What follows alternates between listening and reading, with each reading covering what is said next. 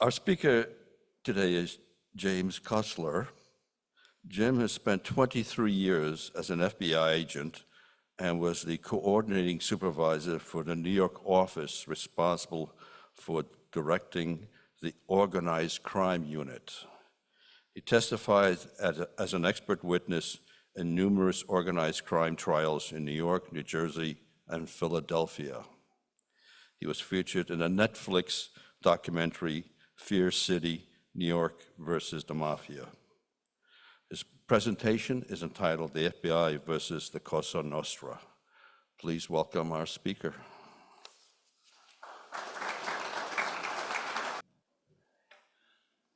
Good morning. As Leon mentioned, I spent 23 years in the FBI. I came in when Mr. Hoover was director, and he only lasted for 2 years before he passed away, but he was a good man. As much as people may have maligned him, I always thought of him as a person who did good things for the government. My experience with the FBI is I was, like, as I said, I came in 1970, and I eventually was sent to Newark, New Jersey, kicking and screaming because I was from Pittsburgh, and they didn't need, you didn't have to pay $40,000 for a house in Pittsburgh, but here you did. And so, but since then, my wife and I have accustomed to New Jersey to the point where we'll never leave. But anyway, my experience was it was 8 years as a supervisor in Newark, and then I went to New York City, and for 15 years I was there, and in 10 of those years I was in charge of all organized crime in New York City and Long Island, Westchester County. And if you recall back in the days of the 1980s when Rudy Giuliani was the U.S. Attorney in New York, we had some very significant prosecutions. We prosecuted all the members of the commission case, which commission of the Cosa Nostra, which I'll explain as we go along. When I retired, I continued with the same kind of work. I spent maybe 25 years as working on helping unions keep corruption out of their unions, which was a difficult thing to do, but something that had to be done. And I'll explain that as we go along. So I had about 40 years of experience with crime and corruption.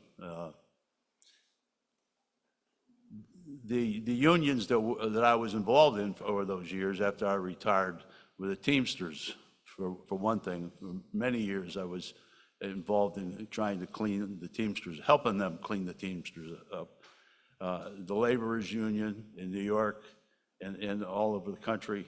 I also did work with the longshoremen. In fact, I was the deputy trustee of the longshoremen union in Newark, New Jersey, one of the largest in the union up to about 5 years ago. And prior to being there, the last 4 presidents went to jail. So I've continued in that. I'm finally retired, and I'm allowed to do what I want to do, sometimes. What I want to do today is just to give you a quick overview of how the Mafia got its hooks into this country and what we did to get it out of here. And you may or may not think about it as much as they used to. There used to be all kinds of television and newspaper articles about the mob, and as you probably thought, if you thought about it now, you don't see that much anymore.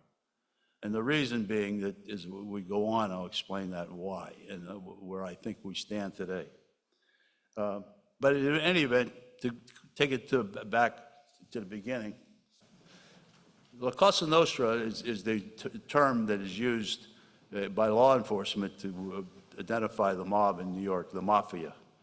Cosa Nostra meaning our thing. La Cosa Nostra is something that the government gave them as a moniker. I don't know why, but it is a Cosa Nostra, and that's what the people in Cosa Nostra call it. Our thing, our thing. And the members of that, people who become members, That's what they call it, Cosa Nostra.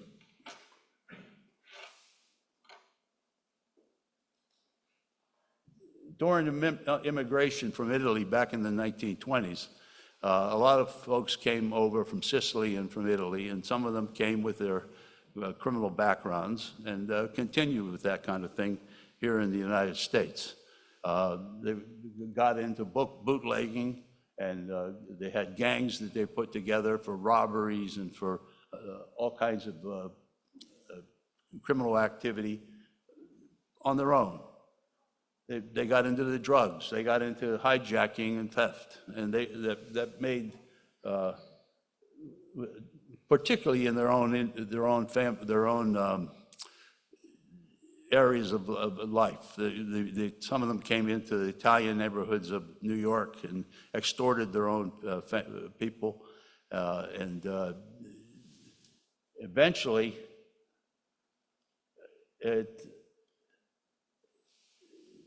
the people who were running these groups, and they were running them individually, decided that they needed to have some kind of organization. And a fellow by the name of Lucky Luciano,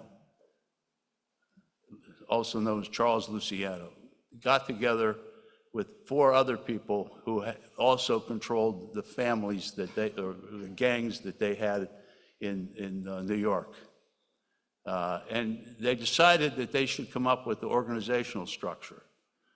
And they put together a team of, well, they put together a plan. And the plan was that they would have, each of the families would have a boss, and they would establish a commission. And the commission was to be a group that oversaw the activities of all the 5 families, so that if there was disagreements between the families or things came up that had to be negotiated, the bosses of the families would get together as this commission, and they would resolve the issues.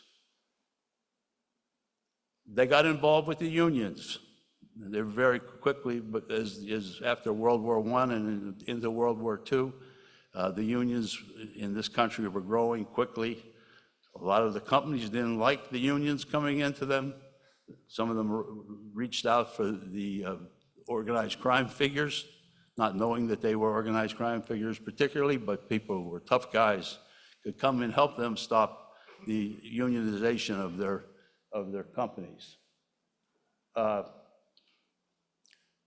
And at the same time, they spread families throughout the country. They're spreading organized crime groups throughout the country. Now, I'm going to read you this statement, and this is a statement from a fellow that I knew quite well. He was the number 2 man to the head of the Genovese family in New York. And his job was to do whatever the boss of that family told him to do. He came over to us after we arrested him and decided he was going to do the right thing. And this will tell you something about what the mob was all about, because it pretty much capsulizes what it is that what an organized crime member does. This is a statement of Vincent Caffaro. We call him Vincent the Fish. He didn't like us to call him that, but that was the nickname he had. He's a former LCN member. And this is what he said when he testified before the Senate. He'll explain to you what an organized crime member was expected. He gave me a holy card to let burn in my hand while I took the oath. If I betray Cosa Nostra, I will burn like this paper. He then pricked my finger with a pin and told me, now you are amica nostra. You have been born over again and you are a man. You belong to us. From that point on, I was amico nostra, a soldier in the Genovese family, the most powerful family in New York City, and for that matter, in the United States. With the unions behind us, we could make or break the construction industry, the garment industry, the docks, to name a few. With the unions behind us, we could shut down the city or the country for that matter. I knew this was ever asked, I knew that if I was ever asked, I would have to kill or be killed. And that is a statement he gave before the Senate, the subcommittee. He finished his career, he testified for us in many cases, and he finished his career as a security guard in a hotel down in North Carolina. But he got out of the Cosa Nostra. During this time, and I said they spread this throughout the country. There were 26 families that were located throughout the United States. 10 of the families 5 of them were in New York that were part of the commission. 5 other family members, the bosses of those 5 families, one in Chicago, one in Detroit, one in Tampa, Florida, for all places, were on the commission. The rest of them were families. Now, what this represented was a organization of all the families throughout the United States. So if you were in New York and you found something you wanted to do in Tampa, you would go talk to the guy in Tampa, just like you would if any business you have here, that you came from. You would have to get permission and you would work with them, so forth. And that's how they set it up.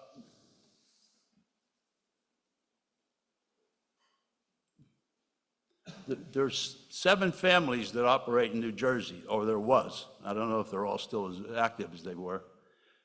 The Bonanno family, there was a group of people in New Jersey from the Bonanno family, the Bruno family, which is out of Philadelphia, and those folks are still active here in Newark.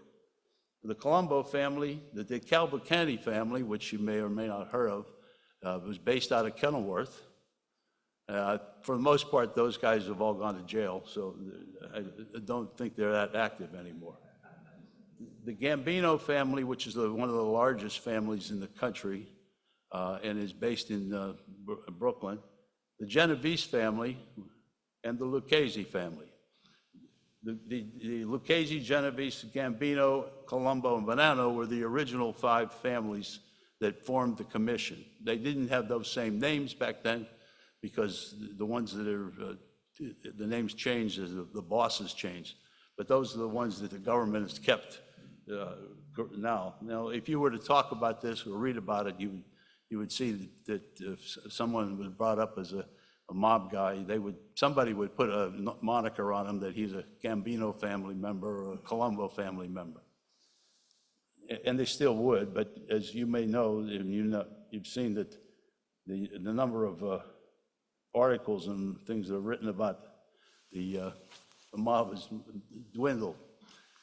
The code that they have, these are the things that the commission put in place that each member had to follow.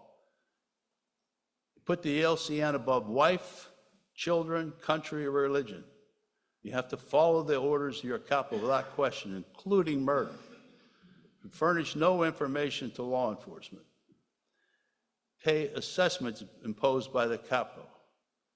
Respect omerta. Omerta is the code of silence. You're not allowed to speak about anything that you know that came to you as a result of being a member of the family.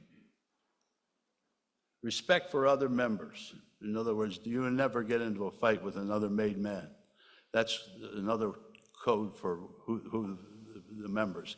They call each other made men.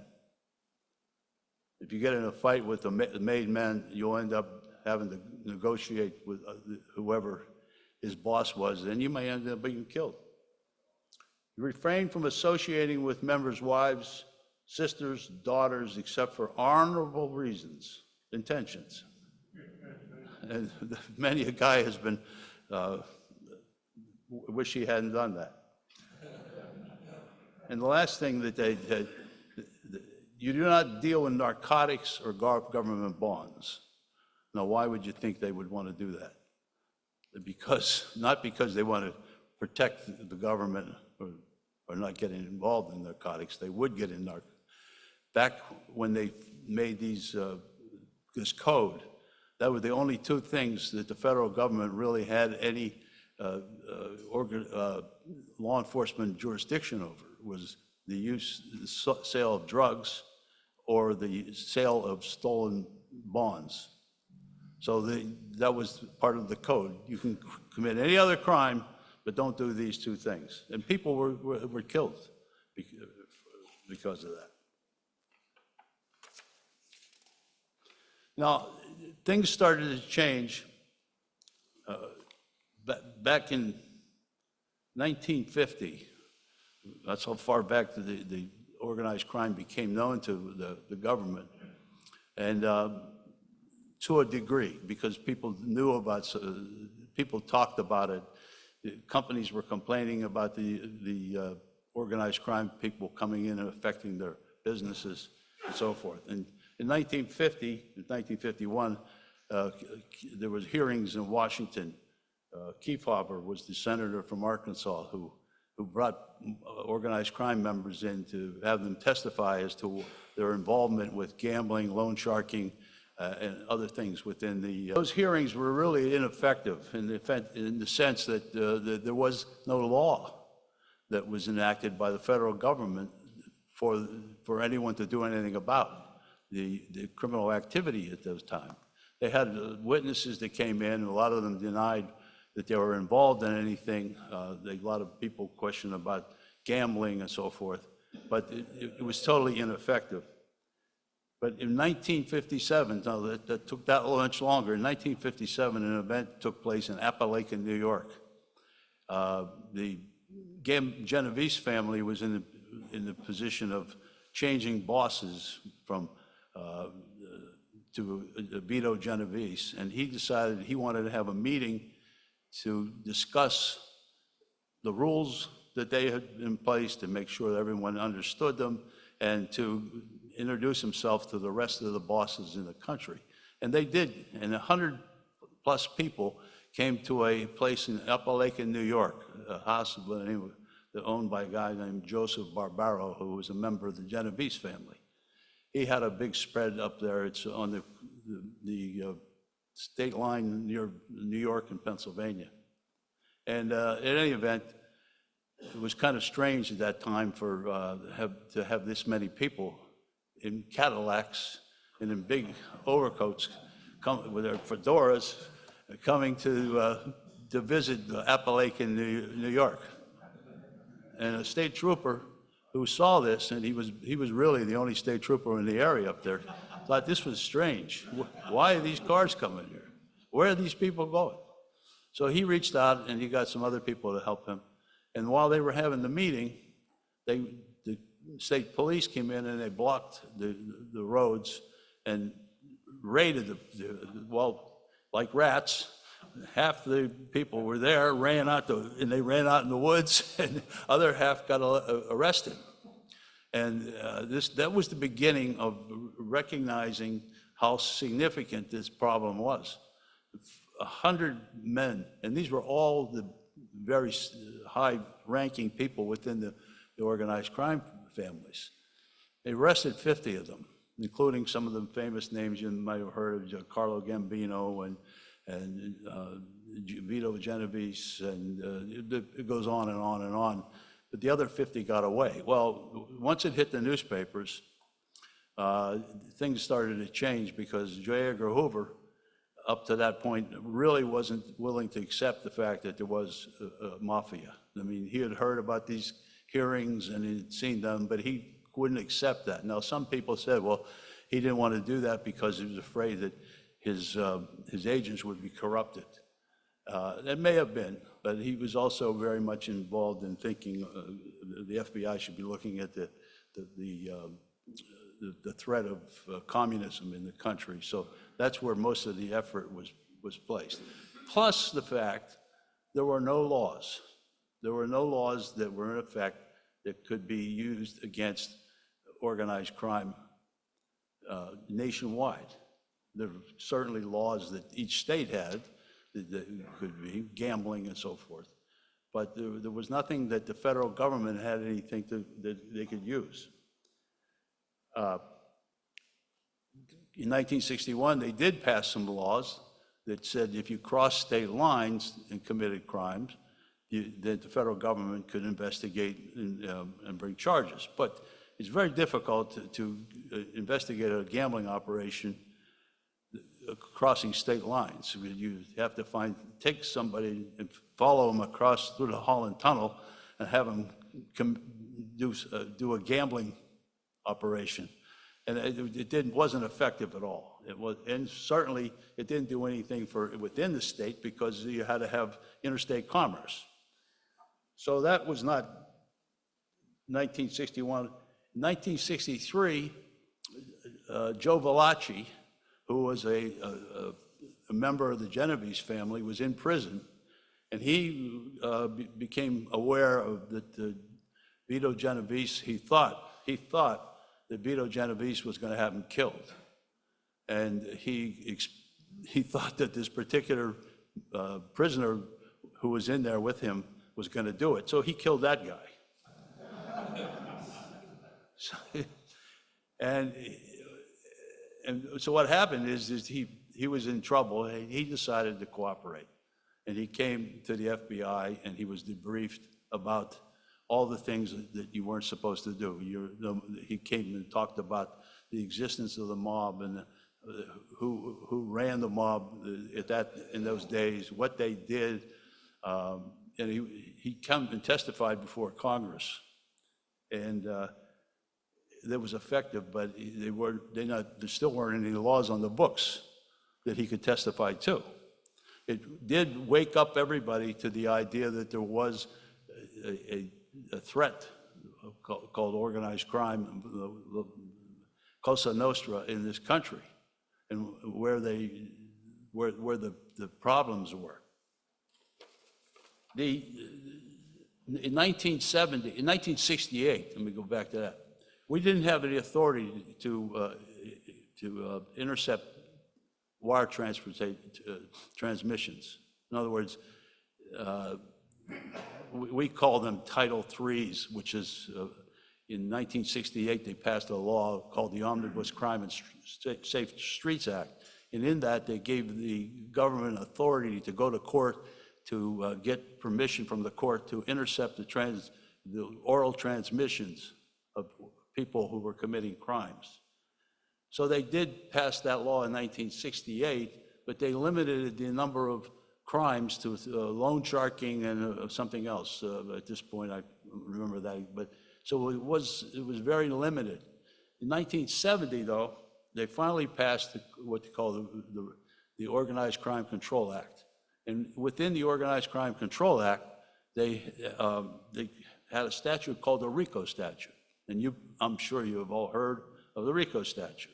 The RICO statute stands for Racketeer Influenced and Corrupt Organizations. All right, there you go. The RICO statute was a very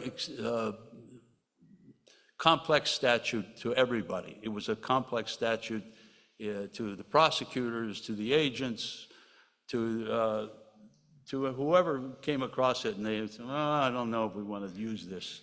And the premise of that statute was that instead of looking at the individual people committing crimes, we should be looking at the organization that was committing crimes. So when you look at it that way, you see that you're now looking at solving significant problems by prosecuting people, and it also had civil provisions in it that allowed you to sue them and take their assets and so forth.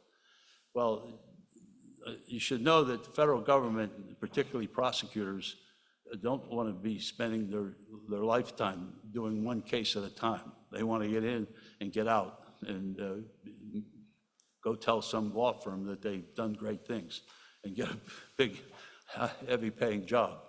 So it took us a long time to get not only the FBI, but the prosecutors to accept this. But once they did, it was amazing because it expanded the amount of the crimes. In other words, gambling, which we had to have cross state lines. Now, if you had 5 or more people in gambling in New Providence, New Jersey, you could go after them federally. That's all it took, was to show 5 or more people. So that could be a federal. Extortion, murder, arson, robbery, many of the crimes that we were not, that the FBI or the federal government didn't have jurisdiction over, now became part of the jurisdiction of that under the RICO statute.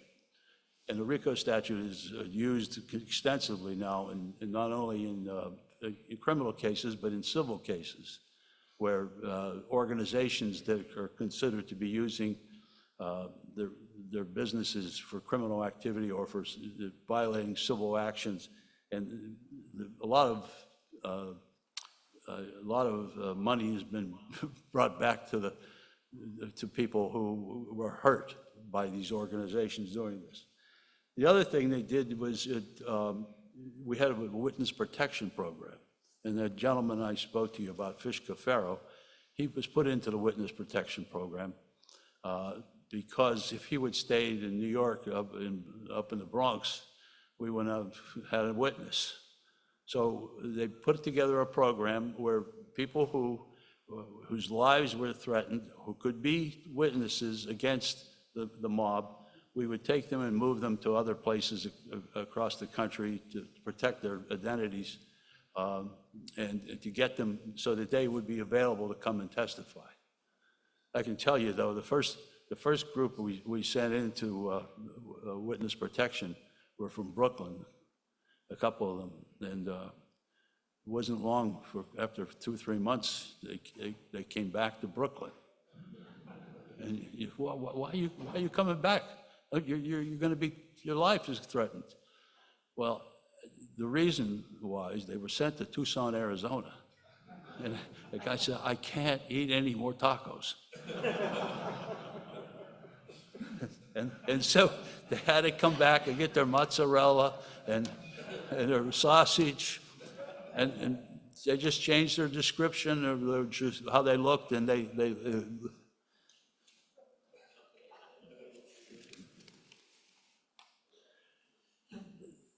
the biggest thing that happened after we got involved with the RICO and so forth was the disappearance of Jimmy Hoffa. Well, let me go back. You know, the federal government, the Department of Justice, told the FBI, we want you to go and we're going to stop illegal gambling in this country. If we stop illegal gambling, then the mob won't have any money to do all the other things they want to do. So many of us who worked organized crime said, well, that's really not where the problem is. The problem is the organized crime and the unions. But they said, no, you're going to go after, we're going to stop gambling. So they did. So we went out and we got wiretaps on phones and we put microphones in and we arrested, hundreds of people, and we brought them before the court. We got little old ladies who were working gambling operations and people on crutches and just to make a living. And we brought them into the court, and the court said, time out. You can't do this anymore. We don't need any more these cases anymore. So they told us to stop. They wouldn't bring them into the court. So for a while there, we were very slow to what we were doing. And in 1975, Jimmy Hoffa, who had been in jail and had been the president of the International Brotherhood of Teamsters, was to meet with a fellow by the name of Tony Provenzano, who was the boss of Local 560 of the Teamsters in Union City, New Jersey. These two had been in prison together and became enemies. They were supposed to meet in a restaurant in Bloomington, it was in Bloomfield Hills, Illinois. And anyway, no, it was in Michigan, I'm sorry. He never was seen again. And because of that, the federal government, the FBI, started looking into, and the Teamsters unions across the country, on the idea that if we could talk to these people who were still in the union and were maybe involved with the mob, they could give us an idea of what happened to Jimmy Hoffa, because he was a very high focused individual. You know, you could kidnap and kill a president of the largest union in the country and not know where he was. So as a result of that, we began a project nationwide where we had agents investigate and interview and talk to people throughout the country. And it became very clear, and we used this, we knew this was the case, but we weren't permitted by the Department of Justice to take that kind of action against unions. They were very worried about the effect of that. But because we used Hoffa as a reason for investigating, we came up with all kinds of information about unions throughout the country being infected by organized crime. Not only people within the union that were part of organized crime, but people who were on the outside who were organized crime who controlled the unions. And it was an amazing effort. And we put a lot of people in jail with that under that. The other unions we had looked at were the Longshoremen's Association, which had been controlled by the Gambino and the Genovese families here in New Jersey, and actually the whole East Coast. And the Laborers Union, Laborers International, was another one. And we wonder why would the mob want to control these unions? Well, if you look at what these kinds of unions do, they do things on a timely basis. And if they don't do things on a timely basis, or the people they work for don't get things done on a timely basis, such as building a building or bringing shipments across the country, they lose money. So that's one of the reasons they were able to control these unions and use that as a basis for extorting these companies. So we spent our time focusing on that at that point. We shifted all our gears and went into that. The FBI, which when I became an FBI agent, one of the things that each FBI agent had to do was to have his own caseload. So I would have 30 cases. My partner would have 30 cases. We were rated that because of what we produced with those 30 cases. And if we're lucky, in a given year, we may put 1 or 2 people in jail. Whereas when you look at the mob, they're an organized group that has stability and they have rules and so forth. And the most important thing to do is to look at them as a problem. And that is what the RICO statute asked us to do. What we had to do was to convince our people in headquarters to let us do that. And so we reorganized ourselves, particularly in New York, where I had 5 squads, 6 squads that worked for me, and each one of those squads was given a family and told, all right, this family is yours, but you are to spend your time investigating the hierarchy of the family and its involvement with labor racketeering. In doing that, we just blew these families and these unions out because we were able to uncover all kinds of criminal activity. And if you ever get a chance, you want to watch something which I'm very proud of, is this, that was mentioned before, the Netflix series on the Fear City, FBI versus New York, Mafia. And it basically tells the story of how we attacked each of the families and what a great job our agents did. Usually you don't see any kind of drama about how good agents do, but in this case, if you have the time to read that or watch that, you'll see what I'm talking about.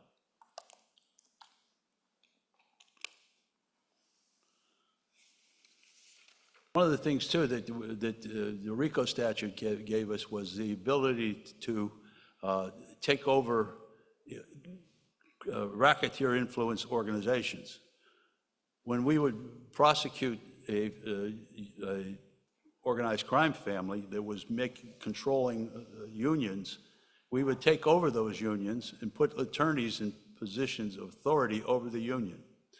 And as I mentioned before, when I was the deputy trustee of several unions here in New Jersey, I was working under the authority of an attorney to see that the union did what it's supposed to do based upon, what the court had ordered. We also seized a lot of assets based on that. One of the things that we found out early on in investigating organized crime was you could put a guy in jail for committing, loan sharking, gambling, whatever it was. He would go to jail, he'd work on his handball game. He'd come back, he'd be 20 pounds lighter, and he would, go back to where he was. What we did was we focused on his ill-gotten gain during the time he was a criminal, and we took that away from him. It might have, in many cases, meant taking the house that he and his kids lived in. But that's where he got his money, was from the ill-gotten gain, and therefore that was a penalty. It certainly made the organized crime people understand how serious the government was about the things that they were doing. And this is when we were back in 1984, I went to Rudy Giuliani and said, look, we have all these investigations. In all these investigations, we have bosses of the families talking about their activity with other bosses of the family. And we have some of these folks meeting together and talking about how they were going to split up the cement business in New York, or whatever it might be. We had enough evidence that we were able to put together a case where we prosecuted the entire commission of La Cosa Nostra. And if you were get a chance to see the Fear City, you'll see how that came to be. But this is a chart that shows you the prosecution of all the various folks that were part of the different families. And basically, this just decimated the organized crime activity in New York, because we took, along the way, we had taken away their unions. In fact, there's a guy named Sammy the Bull Gravano, who was a underboss of the Gambino family. And he complains, he's on YouTube all the time, and he's complaining all the time. They took my unions away. How could I be in the business anymore? You took my unions away. And that's what we did, and put people in place to oversee them. Is there any questions you might have?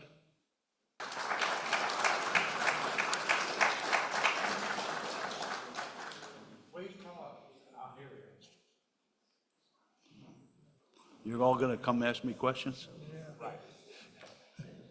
That was a fascinating talk. My question is, among the FBI and the agents there, how much was there of fear or concern that the organized crime would physically come after the agents and or their families? Very good question. One of the things about FBI agents and the way we're trained and the way we think is that we treat everyone the same, with dignity and so forth. And I can tell you, as long as you treat the mob guys with dignity, they understand, for the most part, that it's a business. This is what we're doing. We commit the crimes and you catch us. If you catch us, it's okay. But I mean, there are threats. I can give an example. I used to testify a lot in trials, and what would happen is they would play tapes, or they would have a witness, and I would have to come in and explain what the tape was all about, or what the witness was talking about to the jury. And I was called one time to testify in a hearing for John Gotti. You all know who he is, famous guy. He had been indicted with seven of his people in his crew. He was the capo of the family, or that crew in the Gambino family. And he and the 7 guys were indicted. The U.S. Attorney's Office called me up and said, he's out on bail. We want to put him back in jail until the time for the trial. Will you come and testify as to who he is and what he's done? So I go to testify, and I testify, and I tell him, he's a member of the Gambino family, he's a capo, he's involved in loan shark, he's involved in theft, he's involved in such and such and such. Now, they're all sitting there, not that far away from where Leon's sitting, maybe even closer. And his attorney jumps up and says, Your Honor, we have to have a meeting to discuss this man's testimony. So the judge says, yeah, fine, have a meeting, go out in the hallway. So the attorneys, 7 attorneys or 8 attorneys and 7 the defendants get up and walk out of the courtroom. And I'm sitting here, and Gotti's sitting there. And he says, and his face is like a beet. And he's looking at me, and he says, and I won't use the language he used. The judge was sitting next to me. Of course, he might have been sleeping, but as they sometimes do. He's sitting there, and I'm gonna cut your throat. And I'm looking at him, you know what I'm saying? And I know the judge must have, heard this. So what did he do? The judge put him in jail. He was in jail for 6 to 8 months before they had a trial. And because of that, he proved to them that he couldn't be, he was a public nuisance. So that's an example of a threat. Now, what could I have done otherwise? He cooked his own goose, as far as I was concerned. But I can't say that anybody ever personally threatened me or my family, no.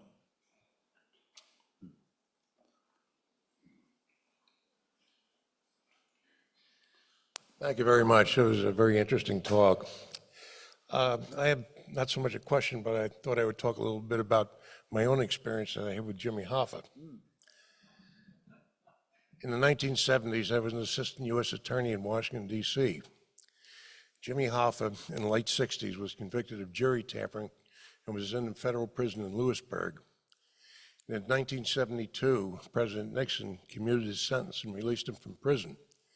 But he put a condition on the commutation of his sentence, and that was that he would not make any attempt to rejoin the Teamsters Union until 1980. Hoffa later claimed that he never knew about that commutation. And later the warden of Lewisburg, in whose presence the commutation warrant was read to him, testified to the contrary. But in any event, he did, not long afterwards, after he gained some notoriety as running an organization he had created supposedly to assert the rights of prisoners, he decided he wanted to get back into the Union.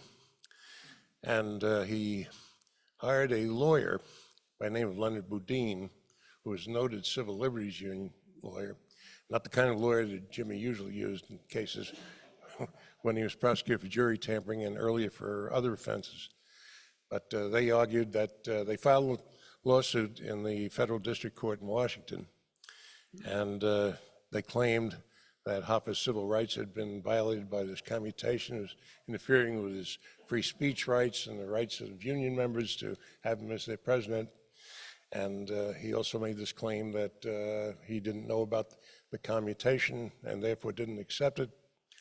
And I guess a variety of other claims. He also claimed that there were a cabal that was out to get him, but there were other people that wanted to see him out of prison, mainly the then president of the Teamsters Union, Frank Fitzsimmons.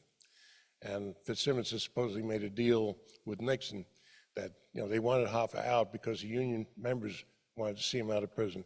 But at the same time, they wanted to protect Fitzsimmons' presidency, and that resulted in the commutation.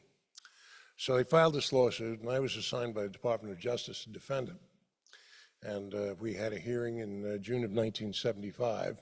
This was after several depositions in which I represented the government. We had witnesses that were deposed, which include John Mitchell, who was then the Attorney General, or had been the Attorney General. He later went to prison.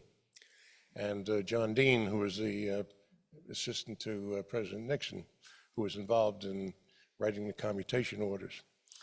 And depositions were taken of them, and I defended depositions. Hoffa was present at all of them, and he would glare at the people, as like you said. And the case eventually went to a hearing before Judge John Pratt of the Federal District Court in Washington. And several months later, he reserved decision, and then several months later, he issued a decision denying all of Hoffa's claims and dismissing his lawsuit. Hoffa then filed an appeal to the Federal Circuit Court of Appeals in Washington, and it was shortly after that appeal was filed, and people like Leonard Boudin were saying, oh, the judge was wrong, and this case will certainly be reversed on appeal, and Hoffa will be able to go back to the Union. And that was when Hoffa disappeared. Was never heard from again. And of course, there was all this talk about him being buried in Giants Stadium. Of course, they never found him, and there was some speculation that the Provenzanos had something to do with his disappearance.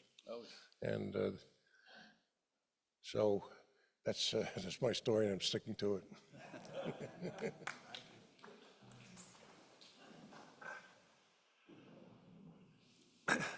I want to change change things a little bit here.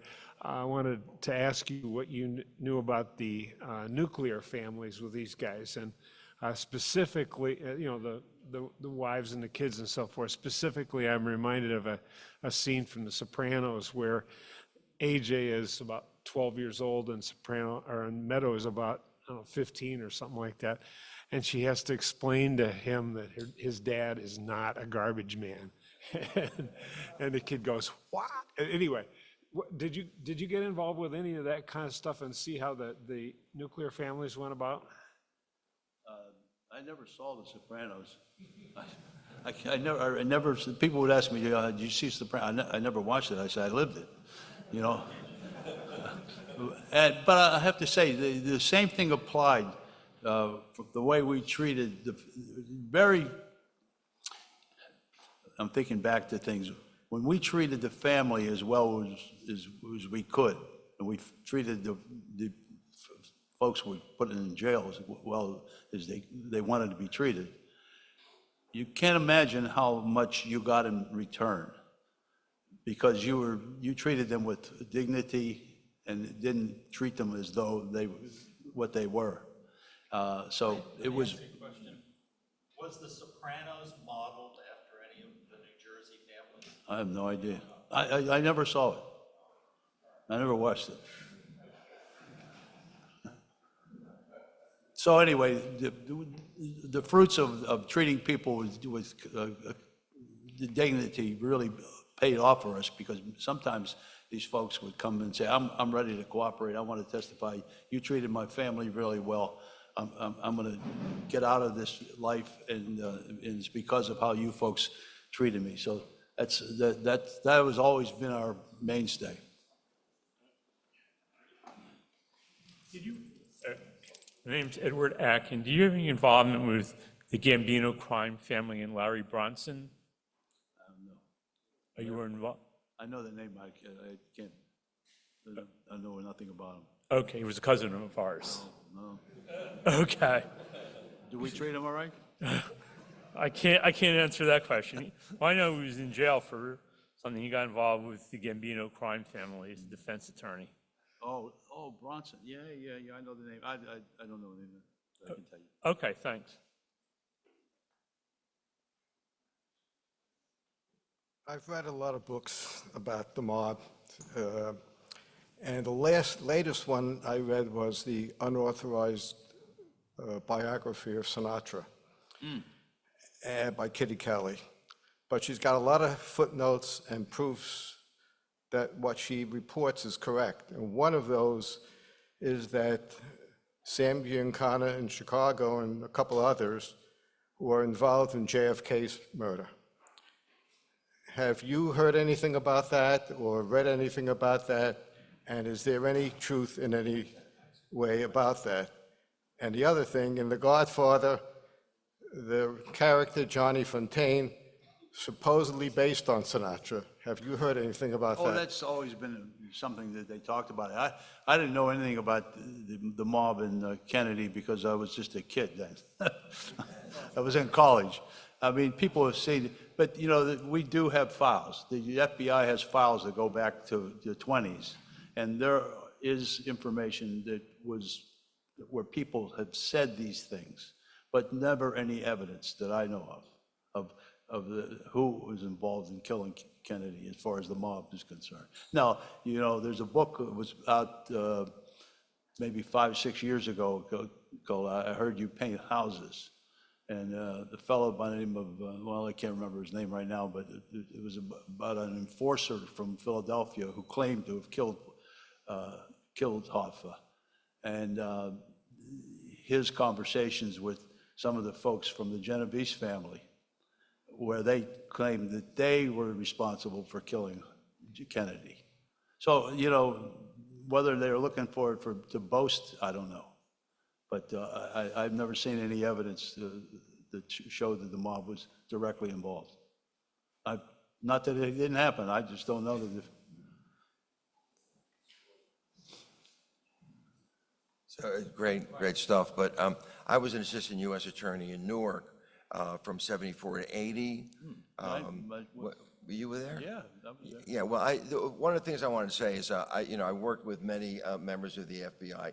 They were incredibly professional, and they really worked. I mean, when they went out to do something, they did it the right way. So, you know, you hear a lot of different stories, and I don't know if it's gotten any better or worse, but they were amazing, and they did amazing work. And, you know, as a prosecutor, they made our cases, you know.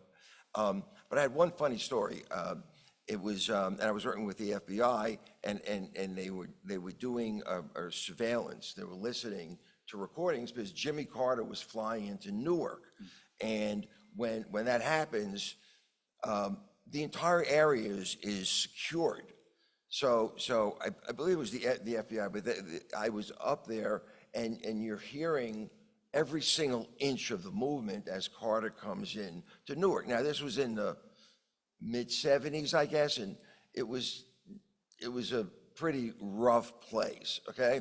So I'm sitting around there, and you're hearing all the chatter and everything, and they said, the president has landed. Well, they didn't say president. The ship has landed, or whatever term they used, and then they said, and Newark is secure. So, but I have a lot of other funny stories, but thank you so much for this. You know, you mentioned Jimmy Carter, and I don't know if you recall, at the time he was running for president, he came to New York, and he was dealing with the longshoremen's union, and there was a president of the union in Brooklyn, Anthony Scotto. Yeah. Anthony Scotto was the president of a big union in Brooklyn, and Jimmy Carter and he were on the dais of a place in, I don't know where it was, but it was a photograph of Jimmy Carter and Anthony Scotto hugging each other. Well, Anthony Scotto was a capo in the Gambino family. So you wonder what the relationship was, and I have to tell you, the things that we uncovered over the years was the relationship between the mob and the politicians. Yeah. It was incredible, because the politicians would be looking to the unions for money to focus on their activities, as well as getting out the vote. So that goes with that. I'm sorry, just one other comment. The RICO statute, when it came out, I was in the U.S. Attorney's Office, and when we saw it, it was like a gift from God. It was just unbelievable how comprehensive it was. And that's the same, it's not worth anything now, but the RICO statute is the one that the prosecutor in Atlanta had used to prosecute, the January 6th fiasco. So.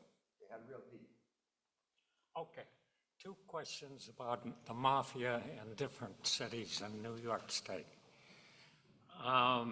I was born and raised around Niagara Falls. I don't think they can hear you. Oh, I grew up in Niagara Falls. I had a nephew-in-law who was with the state police, and he was transferred out of that area, and the story in the family was the mob was after him. And I want to know if that's credible. And the other question is, was there any Mafia in Utica? Well, yeah, there was. Was it significant? They were all over the place.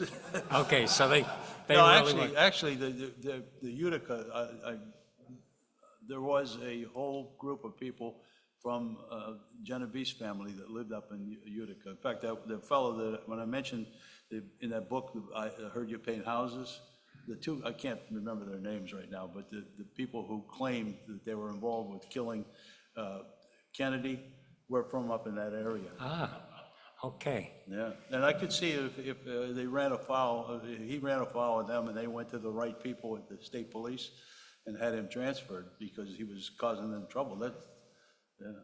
There's your corruption. Okay, thank you. Great talk. Thanks.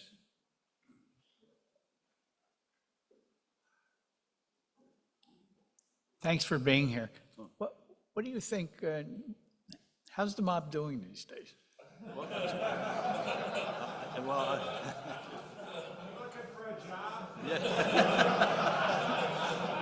well, I go back to what I said at the beginning. You've probably not read much about them in the paper because they're not, we took the unions away. Once we took the unions away and put them in receiverships and trusteeships, they lost, for one thing, when they controlled the unions, they controlled the people in the unions.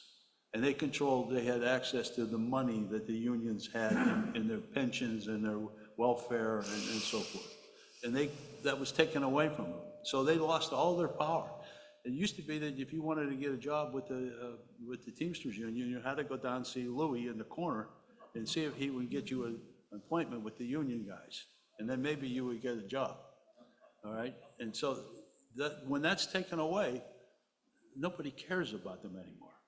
So I would say that they're like a street gang now. I mean, the people I talk to, believe me, I've been on a long time, but the people I talk to who know about them, these guys are out selling drugs and stuff that they never even thought about doing. Yeah, thanks very much. Yeah.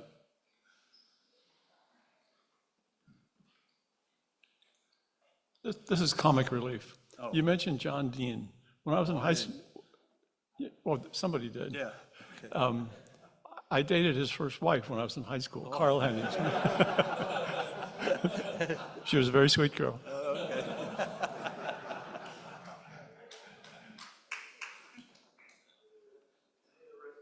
Any more? Any more questions? Let me ask mine. Oh, okay. Is there any fiction, movie, or book that you think is the most honest representation of how it really is? I never watched it.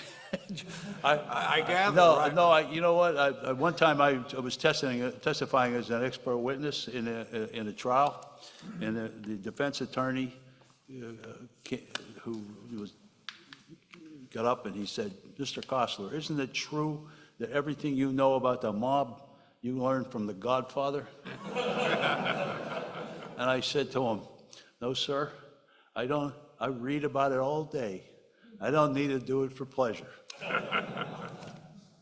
So I can't say, I never watched any of those movies. Well, you know, after you retire a little bit more, it might be fun. Believe me, I've been retired long We can enough. watch the- Thanks. Thank you very much. It was a wonderful talk. Thank you.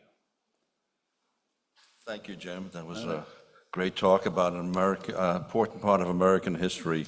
I guess the only question I have for you is why did you refer to me when you mentioned John Gotti? Because you were in front. Thank you again. Well, we have two ways of thanking you. The first is with certificate of appreciation. As you can see, our logo is the orchid because the organization was founded in Summit 1930, and around that time, Summit was the organ capital of the United States. And the second way of thanking you is with the Old Guard salute. Thank you. That was great. Very, very, very informative. Thank you.